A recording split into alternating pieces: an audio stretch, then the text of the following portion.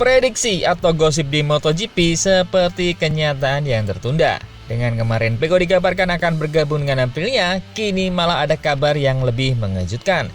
Di mana Aprilia tampak memberikan keseriusan yang luar biasa dengan Pecco dengan kontrak berdurasi 4 tahun dengannya. Impian Italia nih. Pecco Besecchi bergabung menjadi satu tim. Apakah ini akan membuat Ducati semakin dibenci di Italia? Dan juga ada Marc Marquez yang mengejutkan yang dikatakan akan ke Honda. Wow, apakah Ducati juga bakal ditinggal kedua ridernya yang sekarang? Dan ada saran nih buat Toprak untuk menjalani musimnya di 2026. Apakah disarankan menyerah saja? Kita bahas.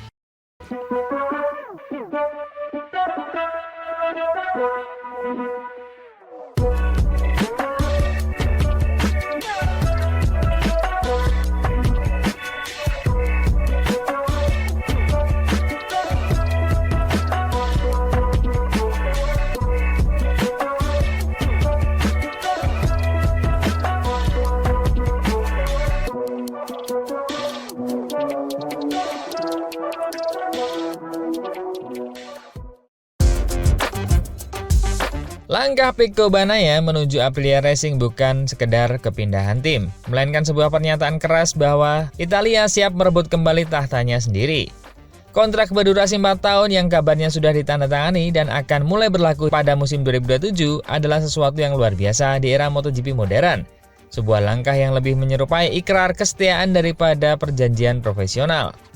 Dalam dunia di mana kontrak 2 tahun pun sudah dianggap panjang, Aprilia berani melangkah jauh, mengikat ikon Italia dalam jangka waktu yang mencerminkan visi besar, membangun proyek nasional jangka panjang, dengan Bagnaia sebagai poros utamanya.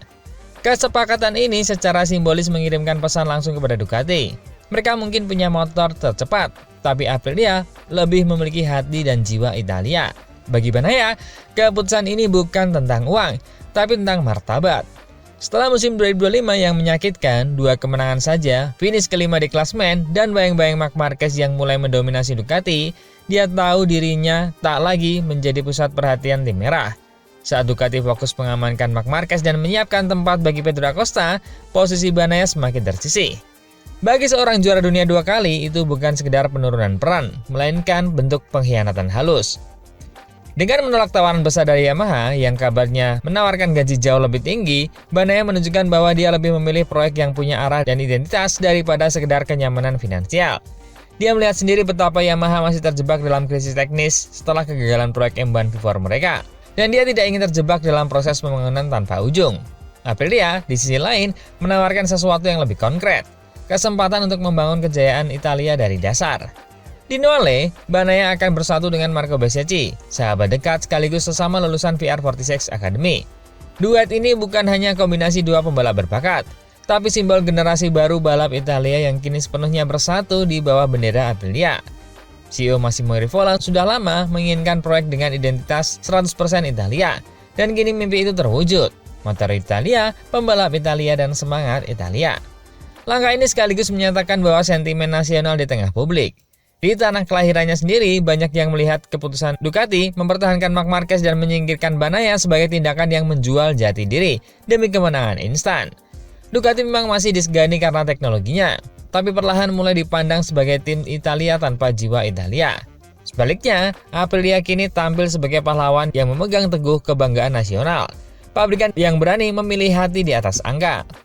Seorang editorial Italia menuliskan dengan tajam, Aprilia tetap setia pada warna benderanya. Ducati, sebaliknya, kehilangan identitas. Sentimen itu kini menguat di antara tifosi. Mereka mulai mengalihkan cinta mereka pada tim Noale, karena di sanalah kini berdetak semangat Italia yang sesungguhnya. Bagi Bagnaia, kontrak 4 tahun ini bukan sekedar kesepakatan karir. Ini adalah taruhan besar untuk masa depannya. Taruhan bahwa dia bisa membangun kejayaan baru dari tim yang dulu dianggap underdog. Dia tak lagi mau menjadi figur kedua dalam proyek orang lain. Dia ingin menjadi poros utama dalam kebangkitan bangsa sendiri. Dia tahu bahwa dengan Aprilia, dia tidak hanya disambut sebagai pembalap, tapi sebagai pemimpin sebuah misi nasional. Dan kini, ketika Marquez tetap bersama Ducati dan Pecco resmi menjadi simbol baru Aprilia, muncul pertanyaan besar yang mengguncang pedok. Apakah Ducati, pabrikan yang dulu dielu-elukan sebagai kebanggaan Italia, akan mulai dibenci di tanah kelahirannya sendiri? Karena di musim-musim mendatang, saat dua pembalap Italia menunggang motor Italia dan berjuang di bawah panji Aprilia, para tifosi tahu betul di mana mereka akan menaruh hati mereka. Pecco Bagnaia sudah memilih jalan yang lebih berat, tapi juga lebih bermakna. Dan jika langkah ini berhasil, maka pada tahun 2027 nanti, kemenangan atas Ducati tak hanya akan menjadi kemenangan di lintasan, melainkan kemenangan emosional. Italia yang sesungguhnya melawan Italia yang lupa jati dirinya.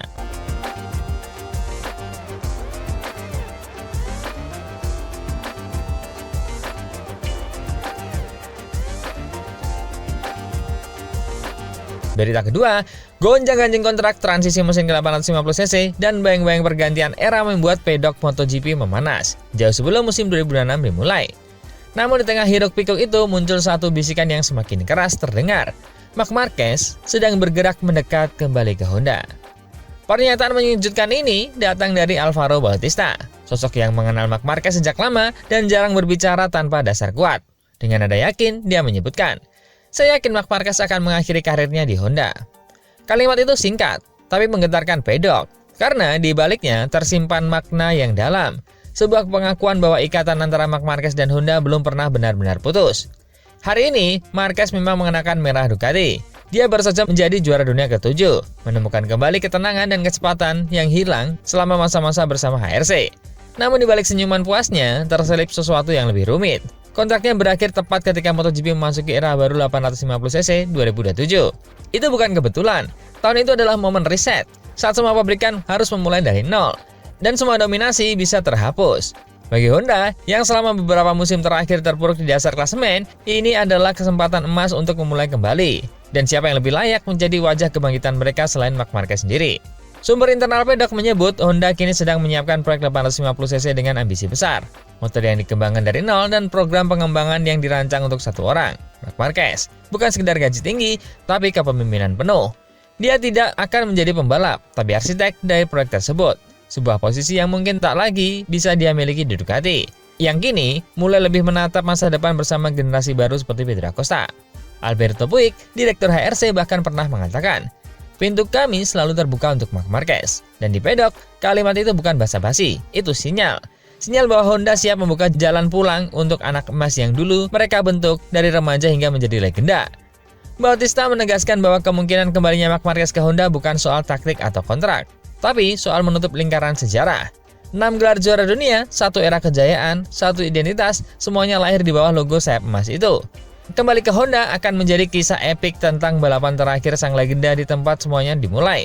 Namun tentu, ada sisi logis yang tak bisa diabaikan. Marquez bisa menjadi pembalap yang bertaruh buta. Dia tidak akan meninggalkan motor tercepat di dunia, Ducati Desmo CDC, hanya demi nostalgia.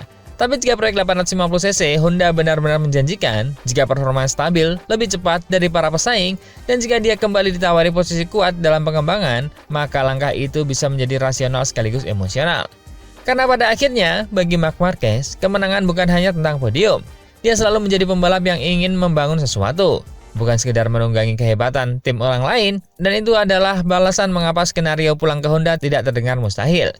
Dunia MotoGP kini bersiap menghadapi pergeseran kekuasaan besar di 2027. Ducati tampak terlalu nyaman di puncak. Aprilia mulai agresif dengan Pecco Bagnaia. Yamaha terjebak dalam krisis. Sementara Honda diam-diam mengatur langkah merebut kembali kejayaannya bersama ikonnya.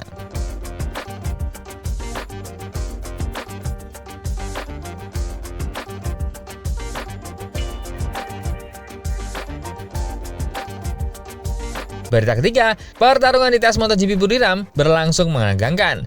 Namun sorotan terbesar justru tertuju pada sosok yang paling mencuri perhatian, Toprak Razgatlioglu. Mantan dunia Superbike itu kini tengah menjalani fase yang paling menantang dalam karirnya. Beradaptasi dengan kerasnya dunia MotoGP dan karakter motor Yamaha V4 yang sama sekali berbeda dari mesin yang selama ini dia kuasai. Hari terakhir tes kemarin pahit bagi pembalap asal Turki tersebut. Dia menutup sesi di posisi ke-21, tertinggal lebih dari 2 detik dari catatan waktu tercepat. Bagi seorang juara dunia, hasil itu bukan sekedar angka di layar, melainkan ujian mental yang berat. Toprak terlihat frustasi, bahkan nyaris kehilangan arah.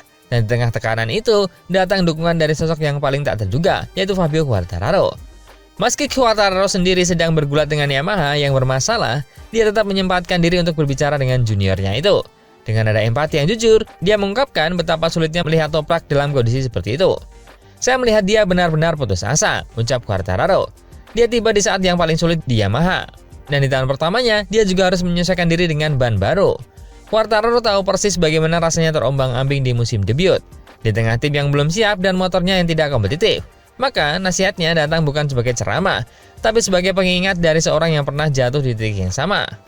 Wajar berada di posisi ini ketika baru tiba. Dia hanya perlu waktu untuk merasa nyaman dan cepat di atas motornya. Katanya menenangkan. Bagi Toprak, kata-kata itu menjadi pelipur lara sekaligus refleksi. Dia tak menutupi rasa frustasinya, tapi juga mengakui bahwa proses adaptasinya memang belum selesai. Saya masih belajar. Fabio bilang jangan terburu-buru. Yamaha juga masih berkembang, ujar Toprak dengan nada tenang, namun jelas memendam kekecewaan. Saya selalu berpikir dari tikungan ke tikungan, mencoba melakukan yang terbaik, tapi waktu putaran yang bagus belum juga datang. Kadang saya merasa sedih. Tes Buriram menjadi cermin nyata dari transisi yang menyakitkan. Toprak masih belum percaya pada ban depan Michelin, dan kesulitan mengukur batas cengkramannya saat masuk tikungan. Namun di sisi lain, dia mulai menunjukkan kemajuan dalam mengatasi slip di roda belakang. Masalah klasik yang membayangi debut para pembalap superbike di MotoGP. Setelah makan siang, dengan ban bekas, saya bisa mencatatkan waktu yang lumayan bagus. Tapi saya masih belajar, saya butuh waktu. Di tengah tekanan, ada satu hal yang membuatnya tetap tersenyum, dukungan tim. Dia secara khusus memuji kerjasama dengan Jack Miller, rekan timnya yang selalu memberikan dorongan moral. Saya senang bekerja dengan tim ini, mereka sangat ramah, dan kami bekerja sama dengan semangat yang tinggi.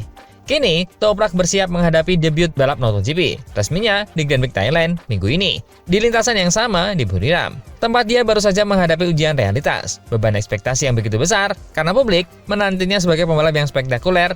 Yamaha menaruh harapan padanya sebagai simbol kebangkitan, sementara dirinya sendiri hanya ingin bertahan tanpa kehilangan rasa percaya diri. Namun dengan nasihat Quartararo yang terpatri di benaknya, Toprak kini tahu bahwa kesabaran adalah bagian dari kecepatan. Dia hanya perlu menemukan caranya sendiri, entah melalui data, keberanian, atau bahkan kegagalan. Ketika mesin MotoGP kembali meraung di Buriram pekan ini, semua mata akan tertuju pada pembalap asal Turki itu. Akankah Toprak mampu membuktikan diri dan menaklukkan dunia baru yang keras ini? Atau justru tenggelam dalam transisi yang terlalu berat?